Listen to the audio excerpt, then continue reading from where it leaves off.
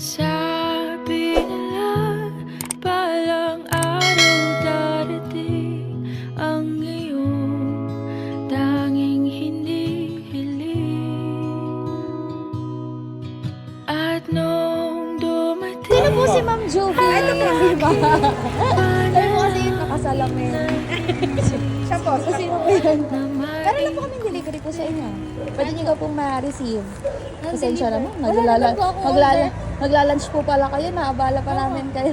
Wala naman ako pong ano to sa TikTok. Meron ba ako kayo in order? Wala pa. Ay, hindi pa po nadating. Check nyo na lang, ma'am. Ayan, sige po. Surprise! Dito po kayo, ma. Dito po kayo. Hilahin niyo po ito para makita niyo po yung munting surprise sa inyo ni Sir.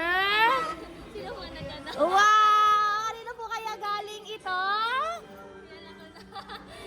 So, utang ka lang muna kayo nito, ma'am. Today po is my birthday niya. Apo. Ala, sorry naman eh.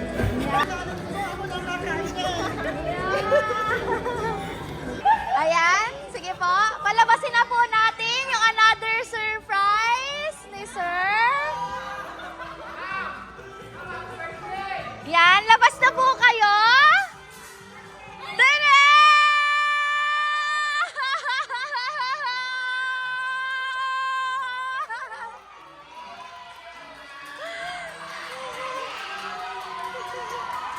Ang dami na pala ko. Happy birthday po, ma'am! Ang laki-laki po ng inyong panda. Imagine niyo daw po yan ay si Sir. Ayan, ma'am, basahin ko lang po yung message. Para po sa inyo ni Sir. Apo. Basahin ko lang po yung message. Sige, ma'am. Kanino kaya to? Galing. Para sa nag-iisang teacher ng buhay ko, happy birthday po sa'yo, mami ko. Sana naging masaya ka at napasaya kita sa araw na ito. Ngayon, me, padalawang birthday mo na. 2 Pasko at 2 bagong taon na ang lumipas na wala ako sa tabi mo.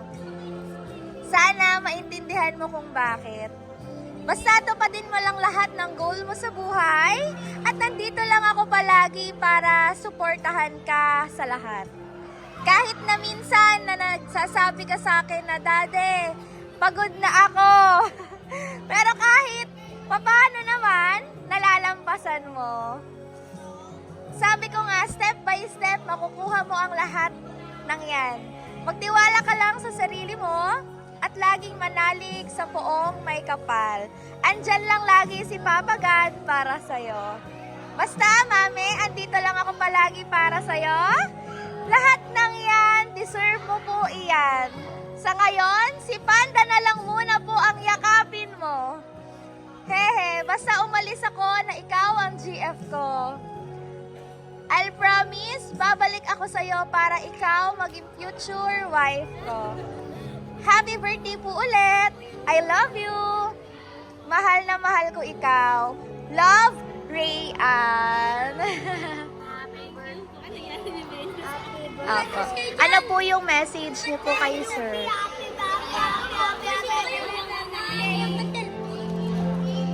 Thank you po. Ate, thank you so much.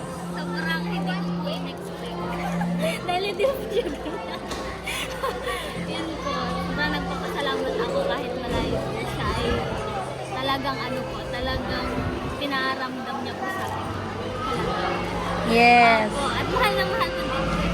At Yes. hintay po ako dito. Hindi pa ako mapapagod mag-antay. Yeah! Nasaan po si Sir? Poland po.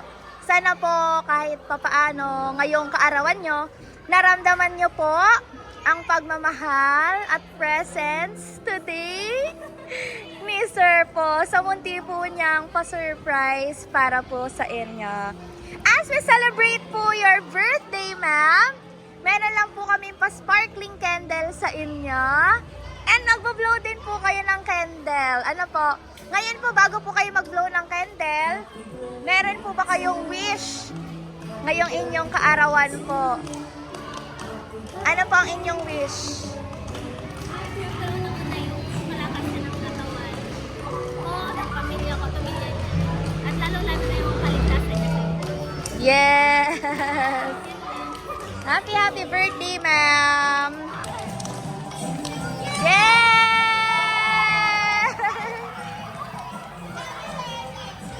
Ayan! Kung may inner wish pa po kayo, you can wish po and blow your candle, ma'am. Yay!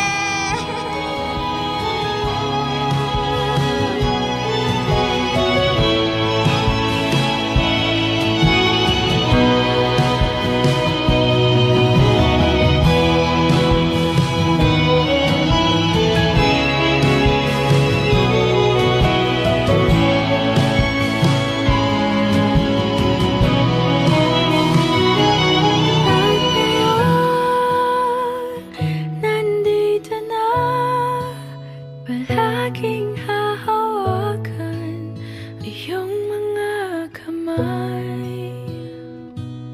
Di ka na mag-iisa sa hirap at ginhawa, ay iibigin ka mula noon hanggang ngayon.